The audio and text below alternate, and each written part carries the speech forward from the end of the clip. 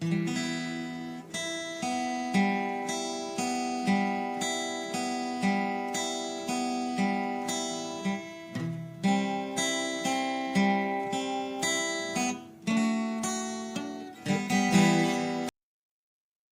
అయిన యేసుక్రీస్తు నామంలో మీకు శుభములు తెలియజేస్తున్నాను.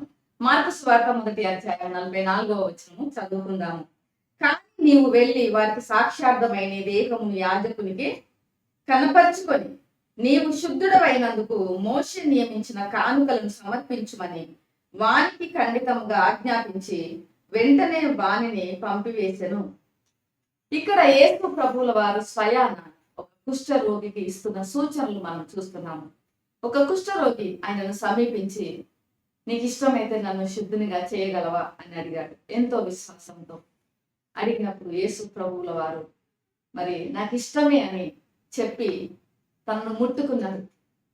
ఆ రోజుల్లో కుష్ఠరోగం అనేది ఎంతో భయంకరమైన వ్యాధి. ఆ వ్యాధి సోకినటువంటి వారు కుటుంబంతో సమాజంతో జీవించకూడదు కలిసి. వారు మరి మనుషుల్లోనికి రాకూడదు. చాలా వేరుగా ప్రత్యేకంగా ఊరి చివర నివసించాలి. లేవియాకాండము 13:46 ప్రకారం ప్రత్యేకంగా నివసించాలి. మరి వారు సమాజమునకు చాలా వెలుపల, అంటే పాలెమునకు వెలుపల వారు నివసించాలి. మనుషుల్ని ఎవరు తాకడానికి లేదు. వారు పాపం చేసినందుకు ఈ శిక్ష అనుభవిస్తున్నారని వారు భావించేవారు. అయితే ఇది మరి మనిషి నుంచి మనిషికి మరి అంటువ్యాధిగా సోకే వ్యాధిగా ఉంటుంది. ఇది కేవలము చర్మానికి మాత్రమే పరిమితమైన వ్యాధి కాదు, కానీ ఇంకా మరింత లోతుగా మరి శరీరం అంతా కూడా వ్యాపించి మరి ఎంతో ఆ వ్యక్తిని అపవిత్రము మరి చేసి ఇతరుల నుండి వేరు చేసే వ్యాధిగా ఉంది. మరి ఆ వ్యక్తి ఆ ఊరి చివర వీరు జీవిస్తున్నప్పుడు ఎంతో నిరాశ, ఎంతో నిస్పృహ, అసలు నిరీక్షణ లేని జీవితం, ఒంటరితనం, ఎన్నో రాత్రులు నిద్ర లేని రోజులు. అలాంటి పరిస్థితుల్లో మరి ఈ వ్యక్తి కూడా జీవించి ఉంటాడు. అయితే మరి ఎక్కడ విన్నాడో, ఎవరి ద్వారా విన్నాడో, యేసయ్య ఎంతో కరుణామయుడు, ఎంతో దయామయుడు.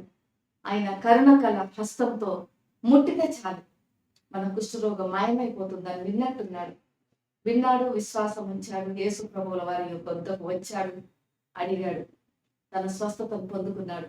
కానీ యేసు ప్రభువుల వారు ఈయనకు 2 సూచనలు ఇక్కడ ఇస్తున్నాడు. మొదటిది, నువ్వు ఇప్పుడు స్వస్థత పొందుకున్నావు కదా, నీవు యాజకుని యొద్దకు వెళ్ళి నిన్ను నీవు కనపరుచుకో అని చెప్పాడు. ఎందుకంటే ఆ రోజుల్లో యాజకులు మాత్రమే ఆ వ్యక్తికి కుష్ఠవ్యాధి ఉన్నది లేనిది అనే విషయాన్ని వాళ్ళు తెలియజేయాలి.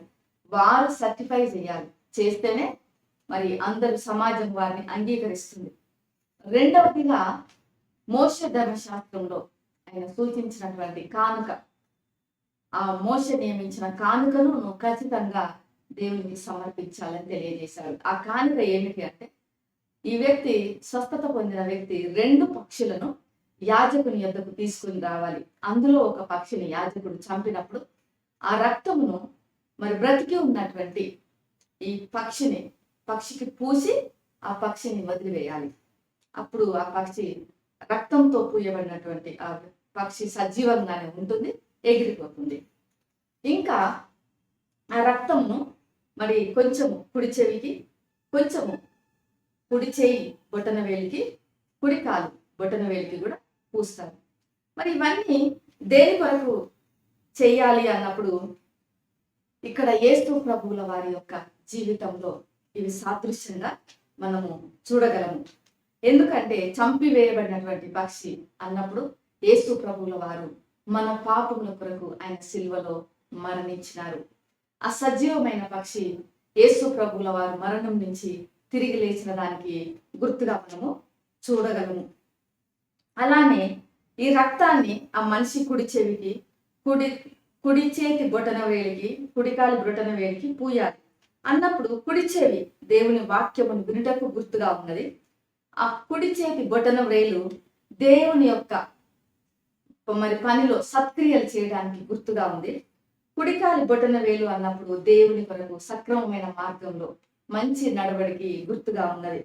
మరి రక్తం చిందించకుండా మానవుని పాపానికి మరి విమోచన లేదు. మన జీవితాలలో కూడా మనము హృదయంలో మరి పాపం అనే కుష్ఠ రోగమును కలిగి ఉన్నప్పుడు యేసు ప్రభువుల వారు తన రక్తమును చిందించి తను మరణించి తిరిగి లేచటం ద్వారా మనకు పాపశుద్ధిని ఆయన కలుగజేశారు. ఈ వ్యక్తికి కుష్టు నుంచి శుద్ధీకరణ పొందుకుంటే మనమైతే పాపం అనే కుష్టు నుంచి శుద్ధీకరణ పొందుకున్నాము. మరి యేసు ప్రభువుల వారు ఈ ఉదయకాల సమయంలో నిన్ను నన్ను ప్రేమిస్తున్నారు. మరి నీ పాపముల కొరకు నా పాపముల కొరకు ఆయన శిలువలో మరణించి తిరిగి లేచారు.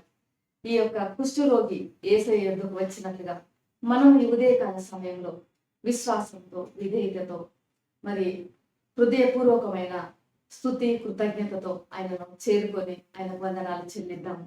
ఎందుకంటే మనకు ఉచితంగా ఆయన మనకు రోగములకు ఆయన స్వస్థతను కలిగజేశాడు. మన పాపములకు పరిహారం కలిగజేశాడు. మనం ఇంతకంటే ఎక్కువ ఏమి ఇవ్వగలము ఆయనకి. కాబట్టి మనము కృతజ్ఞతగా, ఈ వ్యక్తి అయితే 2 పక్షులను కానుకగా ఇచ్చాడు, కానీ మనమైతే మన హృదయపూర్వకమైనటువంటి స్తుతి ఆరాధన ఆయనకు సమర్పించుదాము. ప్రేమ నమ్మకం కలిగిన పరలోక తండ్రి పరిశుద్ధుడా నీకు వందనాలు చెల్లిస్తున్నాము. ఈ ఉదయకాల సమయంలో ఆయన మా జీవితంలో మీరు చేసిన గొప్ప త్యాగం కొరకు వందనాలు. నువ్వెంతో కరుణామయుడవు నాయన. నీ కరుణగల మరి హస్తంతో నా తండ్రి ఆ కుష్ఠరోగిని ముట్టి స్వస్థపరిచినట్లుగా ఈ వీడియో వీక్షిస్తున్న ప్రతి బిడ్డను కూడా మీరు ముట్టండి, తాకండి. అయ్యా వారిని దీవించండి, ఆశీర్వదించండి. యేసు నామములో ప్రార్థిస్తున్నాను తండ్రి, ఆమేన్. దేవుడు మిమ్మల్ని దీవించుగాక.